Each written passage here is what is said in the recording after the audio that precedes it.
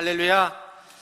오늘 주일 예배 오신 우리 모든 성도님들 한 분 한 분을 주님의 이름으로 환영하고 축복합니다. 오늘도 예배와 말씀을 통해서 하나님의 크신 은혜가 우리에게 충만하기를 간절히 소망합니다. 아멘. 오늘은 무슨 주일입니까? 어린이 주일이어서요, 이런 축복의 인사를 함께 나누면 좋겠는데요, 한번 따라서 해보겠습니다. 우리는 주님의 자녀들입니다. 사랑하고 축복합니다. 네, 아멘. 그렇습니다. 우리는 주님의 자녀들이고 사랑받는 하나님의 백성인 줄로 믿습니다. 아멘. 오늘은 이제 어린이 주일을 맞아서요, 씨 뿌리는 이 비유의 말씀을 들어서 자녀 마음밭 가꾸기라는 제목으로 말씀을 보도록 하겠습니다. 오늘 이 본문 1절에 보면요, 예수님께서 바다에 떠있는 배 위에 앉으셔가지고 큰 무리들에게 말씀을 강론하시는 말씀이 나옵니다. 이 당시 갈릴리 이 바닷가 지형이요, 이 물가에서 발생하는 소리가 언덕 위로 더 선명하게 전달되는 그런 위치에 있었기 때문에 주님께서 배에 올라 앉으셔서 많은 육지에 있는 무리들에게 말씀을 전합니다. 일반적으로는 어디서 말을 전해야 될까요? 육지에서 그냥 편하게 이야기하시면 되는데, 일부러 주님께서 배 위에 오르시고 또 육지에 있는 무리들에게, 성도들에게 말씀을 전했다라고 합니다. 그것은 이 말씀을 하는 이유와 중요성이 있다라는 것을 강조하고 있는데요, 이런 부분을 통해서 또 당시에 이 팔레스타인 지역의 농사법을 좀 이해를 해야 됩니다. 우리처럼 밭을 먼저 갈고 씨를 뿌리는 것이 아니라요, 이 지역에서는 씨를 먼저 사방에 뿌린 이후에 이 쟁기질을 했다라는 것이죠. 그러니까 이 씨가 좋은 밭에 떨어지기도 하고 길가에 떨어지기도 하고 또 바위나 이 가시덤불 사이에 떨어지기도 했다라는 것이죠. 그러니까 이런 풍경이 바로 이때 당시에 살아갔던 사람들이 일상의 삶의 모습을 비유로 들으면서 하나님의 나라에 대해서, 말씀에 대해서 가르쳐주고 있다는 것이죠. 오늘날 우리 성도들과 우리 자녀들에게 어떻게 하면 이 신앙의 심령 가운데, 토양에 어떤 일들을 해야 될지, 우리가 그들의 심령 가운데, 우리의 심령 가운데 어떻게 밭을 가꾸어야 될지 말씀을 몇 가지로 살펴보도록 하겠습니다. 우리 대한민국 부모님들 다 자녀들 위해서는요, 많이 애쓰시고 노력하시는데요, 이 자녀의 심령에 무엇을 심겨지고 또 자라나기를 원하십니까? 아마도 많은 부모님들은 동일할 겁니다. 자녀들이 세상적으로 잘 되고 성공하고 부를 누리고 형통하게 사는 것, 모든 부모의 바람이기도 하겠죠. 그런데 이 자녀들 앞날에 그냥 세상적인, 세속적인 성공만을 위해서 그들에게 그런 것들을 심어준다라고 하면요, 참 안타깝기 그지없는 상황이 발생할 수 있다라는 것이죠. 오늘 대한민국 여러분, 이 아이 한 명이 이 성인이 될 때까지 키우는데 대략 어느 정도의 비용이 들어갈 것 같습니까? 찾아보니까요, 약 평균 한 3억에서 4억 정도 들어간다고 합니다. 놀라지도 않으세요? 네, 많이 있으신가 봐요. 평균 아이가 태어나서 성인이 될 때까지, 만 18세가 될 때까지 그 정도의 비용, 더 들어가면 더 들어가지, 덜 들어가지 않는다는 것이죠. 지금은 좀 덜한데요, 부모님 세대는 어떻습니까? 노후를 다 자녀에게 반납하고요, 아이들은 또 어려서부터 여러 가지 학원과 배우는 과정들 통해서 그들의 오후에, 학교 이후의 방과후 시간을 많이 버리기도 합니다. 이 세상적인 성공을 위해서 치열하게 투자를 하는 것이죠. 그런 상황에서 오늘날, 그렇다면 세상적으로 성공하고 세상적으로 잘 되는 것이 뭐 나쁘다가 얘기하는 게 아니라요, 그렇다면 우리가 살펴볼 게 뭐냐면, 우리 성도들과 자녀들의 심령의 상태는 과연 어느 정도인가를 살펴보자라는 것이죠. 다음 세대의 영적 상태와 우리 교회 학교 상태는 어떨까요? 최근 20년 사이를 좀 살펴봤는데요, 숫자적으로만 보면 주일학교가 70% 이상 급감했다고 합니다. 놀라지도 않으세요? 네, 주일학교가요, 10개 중에, 교회가 10개 중에 7군데는 없고요, 100개의 교회 중에 70개가 뭐가 없다고요? 주일학교가 없어요. 주일학교가. 예전에는 바글바글했다 그러잖아요. 주일학교 막 와고 했는데 지금요, 아이들도 없을 뿐더러 있는 아이들도 어디를 안 와요? 교회를 안 와요. 그러니까 10명 중에 한 3, 4명 교회 다닐까 말까 하는 그런 상황이고요. 이 선교 차원에서 이 복음화율이 5% 미만이면 이 미전도 종족이라고 합니다. 그래서 그 지역에 가서 복음을 전하거든요. 선교사를 파송해서. 그런데 지금 우리나라 이 주일학교의 복음화율이 4%도 되지 않아요. 그러면 어떤 상황인가요? 미전도 종족입니다. 할렐루야. 그래서 지금 누굴 파송해야 돼요? 우리 선교사님들을 주일학교에 파송해야 된다는 상황이 되는 것이죠. 많은 돈을 들여서 아이들 학업과 스펙과 성공을 해서 많은 것들을 투자할지는 모르지만 정작 그들의 심령 가운데 말씀이 심겨지지 않으면 영적인 방임이 될 수 있다는 것이죠. 아동 학대 중에 방임이라는 게 있습니다. 그러니까 아이를 마음대로 그냥 방치하는 거예요. 식사도 제때 안 주고 학교도 제대로 보내지 않으면 방임이 돼서 그게 오늘날로 말하면 아동학대가 돼요. 예전에는 자기들이 알아서 먹고 놀고 학교 가고 그렇게 하는데요, 지금은 아이들 학교를 안 가면 학교에서 연락이 옵니다. 누구 부모님 아이가 학교에 안 왔습니다. 그렇게 하고 넘어가는데요, 며칠 동안 학교 안 하면요, 경찰서에서 신고가 돼서 찾으러 와요. 그래서 실제적으로 아이를 학교를 안 보내서 아동학대로 시설로 보낸 케이스가 제가 전에 교회에서 있었어요. 그러니까 아이들이 어떤 신앙적으로 여러분들이 방치하게 되면 영적인 방임이 된다는 것이죠. 이런 실상을 가지고 우리 주님이 이런 참담한 현실 가운데 이 3절에서 말씀합니다. 우리 3절 한번 읽어볼까요? 시작! 들으라, 씨를 뿌리는 자가 뿌리러 나가서. 아멘. 오늘 본문에서 이 들으라라는 단어가 2번 나옵니다. 3절과 9절에서 나오는데요, 이 들으라라는 말이요, 이 아쿠에테라는 단어가 쓰였는데요, 단순하게 그냥 말을 들어라 이 정도의 수준이 아니고요, 왕이 백성들에게 무언가를 전하려고 할 때에 백성들은 뭐 해라? 왕이 전하니까 들으셔야 됩니다. 이렇게 왕이 명령할 때에 그 청중과 백성들이 듣는 그 자세로 말씀하고 있다는 것이죠. 우리 주님은 지금 바닷가 배 위에 앉으셔서 백성들을 향해서 우리의 왕 되신 예수님이 말씀을 선포하고 있는 모습입니다. 그러니까 하나님의 백성인 우리들이 왕 되신 주님의 말씀을 어떻게 해요? 깊이 경청하고 주의 깊게 들으라 라고 말씀하고 있습니다. 왕의 선포 앞에 우리 자녀와 우리 심령들이 이 세속적인 가치관에서 벗어나서 말씀 앞에 항복하라 라는 말씀이 들어있다는 것이죠. 그래서 오늘 우리는 이 말씀을 통해서 우리 자녀들의 심령밭에 말씀의 씨앗이 심겨지고 또 사탄에게 빼앗기지 않고 그 자녀들의 영혼에 깊이 뿌리를 내릴 수 있도록 우리 부모들이 또 우리 성도들이 해야 될 수 있는 방법이 또 일들이 무엇인가를 살펴보도록 하겠습니다. 그 첫 번째인데요, 우리 첫 번째를 한번 읽어볼까요? 시작! 기도로 굳은 땅을 기경하라. 아멘. 기도로 굳은 땅을 기경하라 라고 말씀하는데요, 그 첫 번째 땅의 이야기 나오는데 4절 한번 읽어보겠습니다. 시작! 뿌릴새 덜어는 길가에 떨어짐에 새들이 와서 먹어버렸고. 아멘. 지금 이 씨앗은 무엇입니까? 말씀이라고 그러죠. 우리 9절 이하에 보면 이제 비유를 설명해 주는 부분이 나오는데요, 같이 읽지는 않았지만 그거와 같이 생각해서 들었으면 좋겠습니다. 하나님의 말씀 씨앗은 문제가 있을까요, 없을까요? 없습니다. 그럼 뭐가 문제라는 걸 말씀하고 있어요? 밭이 문제라. 밭.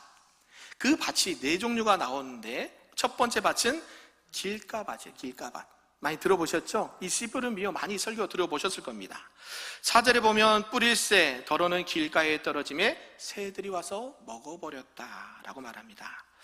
원래 이 길가, 이 호돈이라는 단어인데요, 이 길가는요 본래 씨가 뿌려져야 할 옥토와 같은 성질의 땅이었습니다.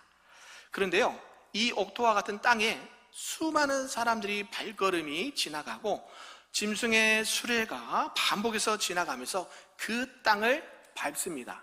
그러면 그 땅이 어떻게 될까요? 단단해지고 이 콘크리트처럼 단단해진 것을 말하는 것이죠. 지금 그들의 심령이 어떤 밭이 되어버렸어요? 많은 세상의 사람들이 왕래하고 동물들이 왕래하는 그 길가가 되어서 단단하게 굳어버렸다라고 말하는 것이죠. 그 땅을 수많은 사람들과 짐승의 수레가 반복해서 이 땅을 밟았다라는 것이죠. 오늘날 우리 성도들과 이 자녀들의 실상이 아마 이렇지 않을까 생각을 하는데요. 말씀이 뿌려져도, 말씀이 선포돼도 그 땅의 피부를 뚫고 들어갈 수가 없다라는 것이죠. 들어갈 틈이 전혀 없습니다. 생명의 말씀이 선포돼도 그 자녀의 귀에, 심령에 심겨지기도 전에 사탄을 상징하는 누가요? 새들이 와서 먹어버렸다. 공중 권세 잡은 자가 사탄이거든요. 그러니까 하나님의 말씀을 못 듣도록, 하나님의 말씀의 씨앗이 우리 자녀들과 성도들의 마음에 심겨지지 않도록 계속 와서 먹어버려요. 가로채는 거예요. 그러니까 씨앗이 자랄 수가 있을까요? 없을까요? 없죠. 네. 그 귀한 생명을 가로채 버립니다. 왜 그랬을까요? 그 땅이 기경되어 있지 않기 때문이죠.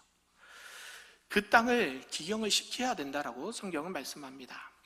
이 사무엘상 2장 12절 이하에 보면요, 이 당시에 엘리 제사장과 두 아들이 나옵니다. 이 엘리 제사장의 두 아들 누구일까요? 홈니와 비느하스. 많이 들어보셨죠? 이 엘리 제사장 홈니와 비느하스, 이 두 아들이요, 늘 환경은 어디였습니까? 성전에서 자랐어요. 성전에서 늘 하나님을 제사하고 하나님과 가까이 있었습니다. 길을 걸어도 성전이요, 공부를 해도 성전이요, 밥을 먹어도 성전이었습니다. 그러니까 환경은 가장 좋은 토양이죠. 그런데 어때요? 성경은 이 두 아들을 평가하는데 어떻게 평가를 하냐면 그들을 향해서 이렇게 얘기합니다. 이 홈니와 비느하스, 행실이 나빠서 여호와를 알지 못하더라. 아니, 성전에서 나고 성전에서 자라고 성전에서 밥을 먹는데 그들이 누구를 몰라요? 여호와 하나님을 몰랐더라. 이것처럼 안타까운 일이 있을까요? 그들의 심령은요, 제사라는 이 종교적 형식이 있고 또 제사장이라는 이 기득권 아래에 있어서 그런 세상의 발자국에 무참히 짓밟힌 길가밭이 되었다는 것이죠. 하나님을 경외해야 하는 그 자리에 탐욕과 탐심이 반복됐고요. 또한 엘리 제사장은요, 힘없이 아이들에게 훈계를 합니다. 너 그러면 안 돼. 이 정도에서 끝난다는 것이죠. 우리 같으면 어떻게 하겠습니까? 예배를 빠지면 어떻게 해요? 예전에 저희 아들들 있을 때, 어렸을 때 이 주일학교를 이제 예배를 드리가면 같이 예배 드리면 참 좋은데, 이제 어른 예배와 아이들 예배 우리도 나눠져 있잖아요. 근데 아이들이 주일학교 가서 예배 드렸다고 하는 거예요. 근데 한날은 느낌이 싸거든요. 물어봐요. 교회 갔다 왔냐? 그러면 갔다 왔다 그래요. 예. 근데 나중에 우리 부모들은 알죠? 거짓말인지 아닌지. 예, 진짜 갔다 왔냐? 예, 갔다 왔대요. 근데 선생님한테 확인하면 되잖아요. 선생님 왔어요? 안 왔다는 거예요. 거짓말한 게 들통났죠. 그래서 어떻게 됐을까요? 예, 저희 사모 아시죠? 네, 이리 와. 그래가지고 네, 사랑의 매로 잘 훈계를 했는데요. 그 다음부터는 주의를 빠진 적이 없어요. 네, 이 홈리와 비느하스도 어려서부터 성전에서 자랐기 때문에 너무 익숙한 거죠. 그리고 자신들의 그 모든 것들이 이런 세속적인 것에 마음의 밭이, 길가가 밭이 되었다는 것입니다. 그래서 그들의 마음에 말씀의 씨앗이 심겨지지 않았고요, 말씀의 뿌리를 내리지 못했다라는 것입니다. 그렇다면 오늘날 우리 아이들의 마음을 길가로 만드는 주범이 있는데 무엇일까요? 그것은 세상의 많은 가치관과 세계관이겠죠. 요즘은 뭐 IT, 뭐 또 AI 시대라 해서요, 이 알고리즘, 핸드폰, 스마트폰, 또 성적이나 어떤 학업, 또 취업, 이런 무한 경쟁의 이런 상황에 놓여 있습니다. 그러니까 월요일부터 주일까지 밤늦게까지 말씀의 씨앗이 심겨지기도 감사한데 심겨지기도 전에 자라날 수가 없는 환경에서 살아간다는 것이죠. 예배를 드립니다. 그러나 어때요? 마음은 어디 있어요? 저기 있어요. 우리 성도님 그런 분 안 계시죠? 예배를 드리면 마음도 어디 있어야 돼요? 하나님께 있기를 바랍니다. 남들보다 앞서야 되고 남들보다 성공해야 되고 너는 공부만 해라. 나중에 좋은 뭔가 학업과 취업과 모든 어떤 걸 이루고 나서 그때 신앙생활해라. 잘할까요? 못할까요? 99.9%는 신앙을 떠납니다. 교회를 떠나요. 신방을 해보면요, 우리 부모님들 세대가요, 우리 아이들이 주일학교 때는요 찬양도 하고요, 성경고사도 가고요, 뭐도 하고 했는데요, 딱 대학교 가고 군대 갔다 오고 취업하고 결혼하면 다 교회를 떠났더라, 방황했더라 이야기가 틀려요. 이 안타까운 소식이 안 들리기를 소망합니다. 그러면 어떻게 해야 되느냐? 우리 자녀들이 이런 세속에 물들지 않고 마음이 길가밭이 되지 않도록 어떻게 해야 되냐면 기경을 해야 되는데, 기경하는 방법이 뭐예요? 기도. 아멘. 여러분들이 자녀를 위해서, 여러분의 남편과 아내를 위해서, 우리 성도를 위해서요, 눈물로 진심 어리게 기도하시기 바랍니다. 그러면요, 그 눈물로 통해서 그 길가밭이 옥토밭으로 바뀌게 될 줄로 믿습니다. 기도의 무릎을 꿇으시길 바랍니다. 부모의 눈물과 진심 어린 기도는요, 우리 어린 자녀들의 영혼을 기경한다라는 것이죠. 결국 내 사랑하는 자녀들을 사탄에게 빼앗기지 않는 결과를 주게 될 줄로 믿습니다. 그러므로 저와 여러분들이 하나님 앞에 간절한 마음으로 우리 자녀들을 위해서, 사랑하는 가족들을 위해서 눈물로 그 밭들을 기경을 잘 할 수 있기를 주님의 이름으로 축복합니다. 아멘. 이렇게 이제 말씀의 씨앗이요, 사탄에게 빼앗기지 않고 자녀의 영혼에 깊이 이렇게 들어가기 위해서 마음의 껍질을 깨뜨렸다고 한다면, 그 이후에 시련의 바람이 불어올 때 어떻게 해야 되는지를 말씀을 하고 있습니다. 우리 두 번째 한번 읽어볼까요? 시작. 시련을 견딜 뿌리를 내려주라. 아멘. 네, 이 말씀은 세상을 살아갈 때에 많은 시련과 고난과 어려움이 찾아올 때요, 그들이 신앙이 흔들리지 않도록 이 자녀들의 신앙의 근육을 키워줘야 된다라고 말씀하는데요, 우리 본문 5절, 6절, 7절을 다시 한번 읽어보겠습니다. 시작. 더러는 흙이 얕은 돌밭에 떨어짐에 흙이 깊지 아니하므로 곧 싹이 나오나 해가 돋은 후에 타서 뿌리가 없으므로 말랐고, 더러는 가시떨기에 떨어짐에 가시가 자라 기운을 막음으로 결실하지 못하였고. 아멘. 이 두 번째, 세 번째 땅이 어느 땅입니까? 돌밭. 가시떨기 밭이다 라고 성경은 말합니다. 이 돌밭은요, 겉으로 보기에는 흙이 덮여 있기 때문에요, 이 씨가 잘 자라는 것처럼 보입니다. 근데 정작 어때요? 조금만 깊이 들어가면 뭐가 있어요? 안반 돌이 있는 거예요. 그래서 뿌리를 잘 내릴 수 없다는 것이죠. 곧 해가 돋고 뜨거워지면 곧 타서 말라버립니다. 그리고 가시떨기는요, 가시떨기가 기운을 막았다라고 하는데요, 이 원어로 보면 심폴리고라는 단어가 쓰였습니다. 이건 뭐냐면 질식시켜 죽인다라는 뜻이 있어요. 그러니까 이 가시떨기에 떨어진 그 씨앗은요 질식돼서 얼마 못 가서 죽어버린다는 것이죠. 성경은 이것을 무엇이란가 봤더니요, 세상의 염려와 재물의 유혹이다라고 말하는 거예요. 그러니까 신앙생활 할 때에 우리 아이들의 믿음의 뿌리가 잘 내리지 않는 이유 중에 하나가 또 뭐냐면 세상의 염려, 세상의 재물 때문에 그들의 신앙이 뿌리를 내리지 못한다라는 것이죠. 다니엘 3장에 보면요, 이 당시에 느부갓네살 왕이 이 다니엘뿐만 아니라 모든 백성들에게 금신상을 세워서 그것에 절하라고 명령합니다. 절을 하지 않죠. 다니엘이 이 풀무불에 던져지게 되는 상황이 되죠. 다니엘과 세 친구들은요, 가장 인생의 뜨거운 시련을 아마 만날 때가 이때였을 것입니다. 그런 상황에서 다니엘과 세 친구들이 어떻게 고백을 하는가 봤더니요, 어떻게 고백하냐면, 그리 아니하실지라도 왕이시여, 내가 설령 풀무불에 던져서 타 죽을지언정, 이 말이거든요.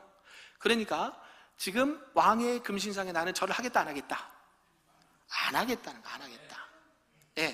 우리 같으면 어떻게 했을까요? 일단 뭐 먼저 해야 돼요? 살고 봐야 되잖아요. 그죠? 일단은 살고 보고 나중에 좀 뭔가 좀 하면 되지, 이게 지혜로운 거 아닌가? 라고 이야기할 수 있는데요, 그럼 다니엘은요, 세 친구는 어때요? 내가 풀무불에 타서 죽을지언정 나는 왕의 금신상 앞에 절하지 않겠다 라고 말한 것이죠. 그들의 신앙은 어디에 뿌리를 내렸습니까? 세상과 환경에 뿌리를 둔 게 아니라 하나님의 말씀에 뿌리를 깊이 내린 줄로 믿습니다. 시련은 누구나 찾아옵니다. 실현 없는 사람 없습니다. 목회자라고요? 아니요. 우리 이번에 경험하지 않았습니까? 누가 그런 일 상상이라도 했겠습니까? 우리 다니엘, 그죠? 그 이름도 다니엘이잖아요. 예, 어때요? 아무도 생각할 수 없고 아무도 경험할 수 없는 일들이 펼쳐지는 거예요. 펼쳐지는 거예요. 그 고난의 실현을 통해서 우리가 하나님의 마음을 읽을 수 있어야 돼요. 우리가 그래서 기도하지 않습니까? 왜요? 저는 오히려 감사했어요. 왜? 하나님이 기도시키시는구나. 우리 성도님들 기도해야 된다라고 그렇게 말씀드렸는데요. 예, 고난과 시련이 오면 기도밖에는 없어요. 다니엘과 세 친구들이 뭐 했어요? 늘 뜻을 정하여 하나님 앞에 뭐 했어요? 하루 3번? 기도했잖아요.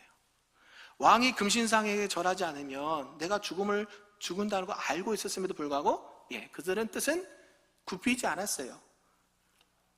그들의 신앙의 근육이 이 고난과 시련을 통해서 단단하게 되었습니다. 말씀의 뿌리가 깊이 내려질 때에 고난과 시련이 오면 견딜 수 있는 힘이 돼요. 할렐루야. 근데 요즘 부모님들 어떻습니까? 하나부터 10개까지 다 해줘요. 우리 주일학교나 우리 아이들 학교 유치원 가면 숙제가 있습니다. 그 숙제 누가 해줄까요? 1번 부모님, 2번 학생. 1번 부모들이 해줘요. 하나부터 10개까지. 혹여나 뭐 힘들까, 뭔가 어려울까 다 하나부터 10개까지 부모가 다 해줘요. 그럼 어때요? 온 실속에 화초로 큽니다. 조금만 바람이 불고 조금만 뜨거우면요 금방 말라버려요. 가시떨기처럼 세상의 염려와 재물의 유혹 때문에 신앙의 뿌리를 내리지 못한다라는 것이죠. 부모가요 자녀의 인생의 길목마다 서서 모든 돌을 다 치워줍니다. 고난을 겪을 기회를 안 줘요. 너는 공부만 해. 나는 엄마는 아빠는 너가 알아서 다 해줄게. 이렇게 됩니다. 결국 이렇게 자란 아이들은 어떻게 될까요? 세상의 성공을 할 줄 모르지만 그들의 신앙은 잘할 수가 없다라는 것이죠. 어떤 세상에 직장과 사회생활을 하면서 시련이 오면요 넘어집니다. 안타까운 소식 하나는 뭐냐면 최근에 이제 이렇게 아이들 상담하는 청소년 상담하시는 분이 계시는데요. 연초에 이제 이 선생님과 상담을 해서 좀 뭔가를 이렇게 나누려고 했다고 합니다. 이분이 이 학생이 우울증이 좀 있었나 봐요. 그래서 이제 극단적인 생각을 하고 있으니까 한번 만나서 상담을 하자 이렇게 얘기했는데요. 결국에는 못 만났대요. 그리고 어머니하고 이제 통화를 하고 아이 상태나 이런 것들을 나누는데 최근에 많이 좋아진 줄 알았는데 최근에 극단적인 선택을 했다고 그래요. 그러니까 이 상담해줬던 선생님 입장에서는 한 번이라도 만났으면 참 좋았을 텐데 그러지 못했다는 것이죠. 우리가 옛날 우리 어르신 세대와 지금 살고 있는 이 세대의 환경은 어떻습니까? 살기가 좋은 세상입니까? 더 나쁜 세상입니까? 우리 양을의 권사님 더 좋은 세상이래요. 할렐루야. 근데요 그들의 심령은요 더 메말라 있어요. 우리는 어때요? 먹을 것도 없고 입을 것도 없고 쓸 것도 없고 하나 먹기 위해서 서로 형제들 간에 싸우고 그랬는데 지금은요 너무 풍족해요. 먹을 게 많아요. 버려요. 밥도 안 먹어요. 맨날 시켜 먹어요. 근데 그들의 신앙의 시련이 오면 넘어진다는 거예요. 환경이 그들의 신앙을 붙잡아주지 않아요. 고난이 오면 그들을 견딜 수 있는 말씀의 뿌리가 없어요. 저와 여러분들이 우리 사랑하는 자녀들에게 고난이 오고 시련이 올 때요 여러분이 다 안해줘야 됩니다. 아멘? 하나님 앞에 맡기세요. 우리 세 번째 대지도 그렇게 보겠지만 여러분들이 자녀들의 주인이 아닙니다. 우리 사랑하는 가족들의 주인이 아닙니다. 하나님 앞에 맡기시고 그 고난과 시련을 견딜 수 있는 신앙의 근육을 키울 수 있는 우리 부모님들 될 수 있기를 주님의 이름으로 축복합니다. 아멘. 마지막 세 번째인데요 우리 한번 읽어볼까요? 시작. 주인 되신 주님 앞에 위탁하라. 아멘. 모든 것을 우리 주인 되시고 왕 되신 하나님 앞에 맡기라 라는 말인데요 우리 8절 함께 읽어보겠습니다. 시작. 더러는 좋은 땅에 떨어짐에 자라 무성하여 결실하였으니 30배나 60배나 100배가 되었느니라 하시고. 아멘. 마지막 네 번째 토양은 무슨 땅입니까? 좋은 땅. 할렐루야. 저와 여러분들이 우리 자녀들이 좋은 땅이 되시기를 주님의 이름으로 축복합니다. 많은 이들이요 이 좋은 땅을 뭐라고 생각하냐면 부모의 훌륭하고 완벽한 양육 또 자녀들의 뛰어난 성품이라고 오해를 합니다. 성경이 말하는 이 욕도 좋은 것은요 그걸 말하지 않죠. 환경을 말하지 않습니다. 좋은 땅은 무엇인가 봤더니요, 하나님의 통치를 전적으로 받아들이고 그분의 말씀 앞에 완전히 자신을 내어드린 상태가 무슨 땅이다? 좋은 땅이다. 할렐루야. 예, 본문에서 좋은 땅에 떨어진 씨는 어떻게 됩니까? 30배, 60배, 100배 결실을 맺느니라. 할렐루야. 예, 저와 여러분들이 그런 은혜가 있기를 바랍니다. 예, 이거는 숫자적인 수학을 얘기하는 게 아니겠죠? 여러분들이 하나님 앞에 믿고 맡길 때에 하나님께서는 하늘 문을 여시고 하늘의 신령한 것과 땅의 기름진 복으로 축복해 주실 줄로 믿습니다. 예, 이것은 하나님의 주권적인 은혜라. 우리 마지막 찬양 불렀죠? 한량없는 은혜, 갚을 수 없는 은혜, 하나님의 은혜. 할렐루야. 그러면서요, 출애굽기 2장에 보면요, 모세의 어머니가 좀 나옵니다. 모세의 어머니 이름이 요게벳인데요, 요게벳이 이 당시의 애굽의 왕 바로 왕이 남자 어린아이들을 다 죽이라라는 명령을 내립니다. 그런데요, 아들을 딱 낳는데 너무 예쁜 거예요. 그래서 숨겨둡니다. 숨기는데 약 3개월 정도 숨기는데 더 이상 숨길 수가 없어요. 아이들이 자라면 목청도 커지고 우는 소리도 커져서 더 이상 숨길 수가 없습니다. 그래서 이 요게벳이 했던 게 있는데 뭐냐면, 이게 석 달 동안 숨기다가 결국 갈대 상자 하나를 만들어요. 갈대 상자 하나를 만들어서 아이를 넣고 나일강에 띄웁니다. 이 갈대 상자, 원어로 테바라는 단어인데요, 우리가 노아의 방주 들어보셨죠? 수요예배 때 노아의 방주가, 이 방주가 테마라는 이 어원입니다. 같은 의미죠. 그러니까 이 테바는 키도 없고요, 돛대도 없어요. 그냥 흐르는 대로, 하나님께서 인도하신 대로 맡기는 인생이 이런 테바의 인생이 된다라는 것이죠. 부모의 입장에서는 아이를 포기한 게 아닙니다. 포기했다라고 생각할 수도 있는데 아니요. 아이를 누구에게 내어드린 거예요? 하나님의 손에 맡겨드린 거예요. 할렐루야. 지금 다니엘도 하나님 손에 맡겨 있잖아요. 여러분 기도해 주시지만 하나님 손에 지금 맡겨진 상태예요. 사람의 의술로는 할 수 있는 게 없습니다. 하나님 손에 이 테바를 통해서 맡겨드린 거예요. 이 아이의 주권은, 아이의 생명은 누구 손에 있어요? 하나님 손에 있다는 거죠. 이거를 꼭 기억하시길 바랍니다. 그때 어떤 일이 일어난 줄 아십니까? 아들을 움켜쥐고 있던 손을 내려놓고 하나님 앞에 항복했을 때에 하나님은 하나님의 계획된 일들을 진행을 착착착 하십니다. 그때 나일강에 누가 나옵니까? 바로의 공주가 모여가러 왔다가 이 갈대 상자를 보고 모세를 건져냅니다. 그리고 궁으로 데리고 가서 자기 양아들로 삼죠. 그러고 나서 아이니까 젖을 먹이는데 누굴 불러요? 요게벳을 부르네요. 어머니를 부르고 어머니에게 젖을 먹이고 어머니에게 신앙교육을 받도록 누가 하셨어요? 하나님 하신. 하나님께 맡겨드렸더니 누가요? 하나님이 하시더라. 할렐루야. 저 여러분들이 우리 사랑하는 자녀들, 우리 사랑하는 성도들을 하나님 앞에 맡길 수 있기를 바랍니다. 부모의 손을 떠나고 하나님 손에 있을 때에 진정한 생명을 누릴 수 있다라는 것이죠. 오늘날 우리에게 잘 알려진 가수 이 형제인가요? 남매가 있는데요. 악동 뮤지션이라고 있습니다. 들어보셨나요? 네, 이 악동 뮤지션 부모님이 몽골 선교사입니다. 이성근 선교사님의 간증의 이야기가 있는데요, 이분의 간증이 하나님 앞에 위탁한다는 게 무엇인지를 이렇게 간증한 내용이 나옵니다. 선교사님들 거의 대부분 그렇지만 몽골 선교사로 헌신하면서 경제적으로 많은 어려움이 있었습니다. 그래서 자녀들을 일반 학교에 보낼 수 없는 상황이 됐어요. 그러니까 집에서 홈스쿨링을 시킵니다.